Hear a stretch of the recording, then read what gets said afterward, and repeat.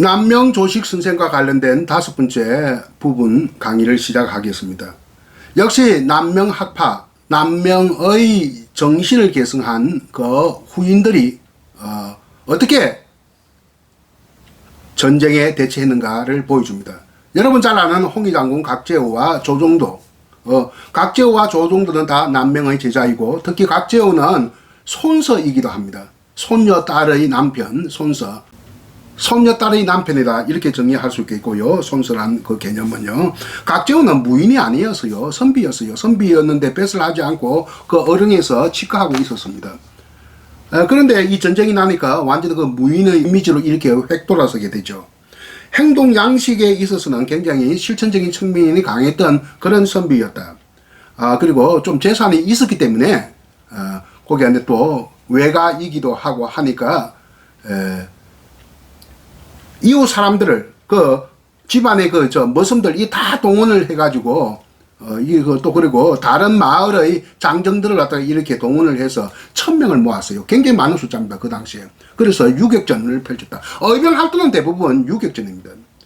야전으로 해가지고는 이길 수 없죠. 의병이라 해봤자 가장 강한 의병이 그 정도인데 1000명 정도의 군사력을 가지고 있는 각제우 장군 정도인데 그 야전을 몇만 명 야전을 해서 어떻게 이길 수가 있겠습니까? 유성룡은 일본군의, 그러니까 왜군의 장기는 철환, 용검, 돌진 이 세 가지를 봤거든요. 철환은 조총부대, 이거는 신무기고 이거는 대항할 수가 없었어요, 그 당시에. 그러나 용검은 긴 칼을 가지고 정교한 칼부를만 한다 해서 용검, 이것도 우리가 내가 익히 경험하지 못했던 그런 거거든요. 일본은 오랫동안 그때 전국 시대를 안에 살았으니까 일본에서는 전쟁이 일상화되었습니다. 경험도 아주 충분하고요. 그 당시 일본군은 세계에서 최고의 강군이었다, 이렇게 보면 됩니다. 유럽에서도 그 당시에 16세기 말에 일본군처럼 이렇게 강군이 없었다, 이렇게 보면 되겠습니다. 왜냐하면 조총수가 아주 많았거든요. 유럽의 한 나라에 가지고 있는 조총수보다 훨씬 능가하게 많이 가지고 있었으니까 경제력도 뒷받침이 되었고요. 그리고 세 번째 일본군의 특성은 돌진입니다. 이 2차 대전 때도 이 도스케끼라 해가지고 돌격 이 전술을 많이 하지 않습니까? 공격 주도형 전술 전략을 펼치면서 주도권을 잡는 것, 이것을 돌진인데, 우리나라는 겨우 궁시밖에 없었다. 할 쏘는 거. 그 우리의 하는 강군이기는 사실입니다. 아주 강했어요. 강하고 조총부대하고 맞설 수가 있었어요. 조총은 안에 그 장전을 하려면 또 시간이 걸렸으니까 이 화살부대는 계속 쏠 수가 있거든요. 이렇게 앞 제1연에서 쏘고 나서 싹 앉아버리면 제2연이 와서 또 딱 쏘고, 그리고 또 제3연이 쏘고, 그리고 안에 자꾸 안에 이렇게 돌아가면서 쏘니까 조총이 장전하는 시간은, 장전하는 데가 이게 몇 분씩 걸리거든요. 4분씩, 5분씩 걸리니까 치명상은 입힐 수가 있지만 시간적인 여유가 없거든요. 그러니까 조총이 그 당시에 신무기로서 대단한 위력을 발휘했지만 우리의 화살부대, 궁시부대도 못지않았다. 그럼 우리는 의병들은 유격전을 펼쳤다. 치고 빠지는 전술 전략, 유격전. 그러니까 모택동과 호치민이 하는 치고 빠지기 전략으로 우리는 맞섰다. 야전에서는 추풍낙엽이었습니다. 우리는 수성전으로 맞섰죠. 제1차 진주성 싸움에서 승리를 하고 제2차 행주산성 대첩을 안에 거두었는데 다 이 수성전에서 큰 승리를 하고, 특히 수도권 방어에서 큰 역할을 한 게 행주산성 대첩이거든요. 그러니까 또 뒤에 강군들도 이렇게 유격전을 펼칩니다. 특히 안에 그 정기롱 장군은 유격전을 해가지고 연전영성을 했어요. 크게 대성은 거르지 못했지만 이렇게 찌찌대면서 여기서 홍길동처럼 동에서 번쩍 서에서 번쩍 하면서 적에게 타격을 입히는 그런 전술 전략을 펼쳤다. 각제우 장군은 그 당시에 경상도 순찰사, 이 관찰사라고 생각하면 됩니다. 요즘 말하는 도지사 김수를 죽여야 된다고 아주 경문을 돌렸어요. 이 전시에 직속상강, 그러니까 일반 백성이, 이 선비, 뱃을 하지 않은 선비도 백성이거든요. 일반 백성이 도지사를 갖다가 내가 죽이겠다 하면 이거는 영모 중에 영모거든요. 그러면서도 의병장들한테 경문을 돌려서 이것이 격순찰사 김수문, 격하고 제일 그 처음에 나오는 격과 마지막에 나오는 문, 이것을 두 개 합하면 격문이 됩니다. 그래서 거의 김수의 재상을 열거하면서 김수를 죽여서 목을 임금님께 바치는 것은 풍신수길 토요토미 히데요시 목을 바치는 것과 같아. 이 정도로 아주 격한 반응을 보였습니다. 그래서 뒤에는 서울에서 한 만나가지고 칼부림이 날 일보 직전까지 뱃을 하자는 이 선비가 하여튼 뱃을 하러 오라고 불렀어요. 각조를. 부른데 하필이면 김수까지 와서 우연히 만나서 이놈 하면서 칼싸움 일보 직전까지 가다가 주변에서 말리는 바람에 하야했다. 하야는 했지만 앙금은 남아 있었겠죠. 그래서 김수를 죽여야 된다고 그렇게 주장을 하고 했습니다. 각제우가 근데 2차 진주성 전투에서는 명령을 거부했습니다. 나라의 명령을 거부했습니다. 진주성에 들어가서 싸우라. 1000명을 이끌고. 수족 같은 1000명인데 내 손발 같은 1000명인데 왜 사지로 가야 되느냐. 나는 성 외곽에 있다가 뭐 하겠다? 유격전을 펼치겠다 해서 거부를 했습니다. 그거 다 전멸하고 말았지 않습니까? 그렇게 진주성을 지키라고 명령하는 게 아니죠. 공성을 해야 됩니다. 성을 비워두어야 되고 다들 뿔뿔이 흩어져서 외곽에 있다가 유격전을 펼쳐야 되는데 무리하게 해가지고 얼마나 많은 백성들 장군들이 죽었습니까? 그러니까 그거는 전략에서 뻔히 아는 전략인데 그러면 각제우도 차명을 당해야 되는데 각제우는 그래도 살려줬습니다. 또 한 번 더 선묵을 하고 1000명의 자기 수하 1000명을 살리기 위해서 나라의 명령을 거절을 했다. 어쨌든 뒤에 또 전쟁이 두 번째 일어나지 않습니까? 정유재랑.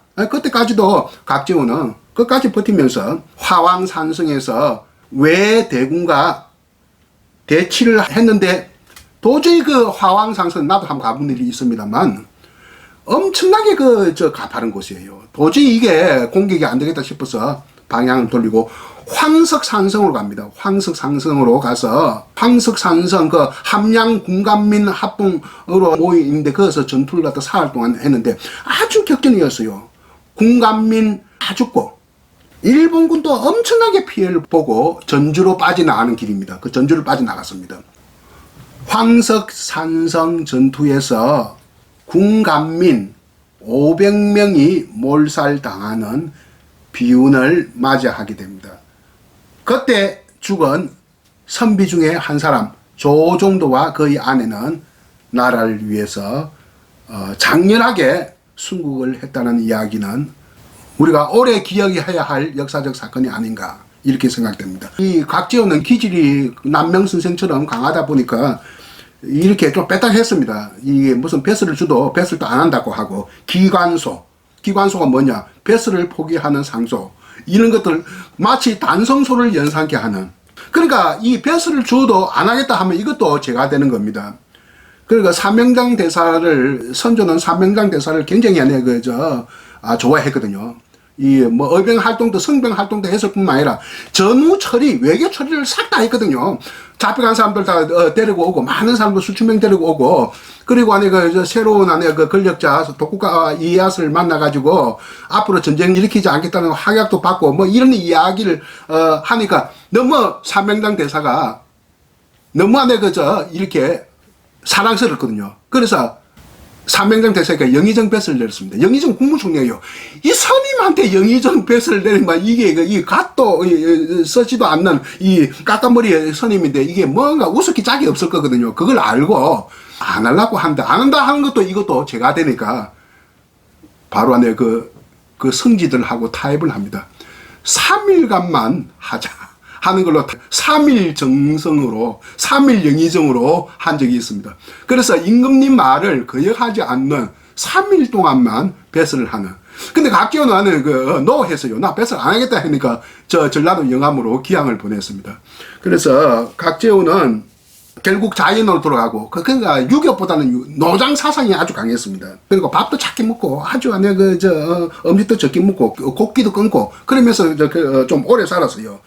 시를 남기는데 전쟁 끝나고 난 다음에 시입니다. 읽어드리겠습니다. 옛적에 전쟁터에서 10,000번 죽었을 목숨인데 이제처럼 무사해야 한낱 한가로운 사람이 되었네. 곡식을 먹지 않았기에 밥그릇 비워도 근심이 없고 세속의 인연을 끊어 넉마에도 늙음하게도 그 말입니다. 늙마에도 걱정마저 잊었네. 이런 시를 남기는데, 그러니까 자기의 태코를 망우당으로 했다. 근심 걱정을 나는 잊어버린다. 그래서 망우당이라고 했는데, 이런 어떤 출처가는 거의 서성이요. 거의 처할아버지인 남명조식에게 받은 영향이 컸다. 그리고 아까 황석상성을 이 재조명해야 됩니다.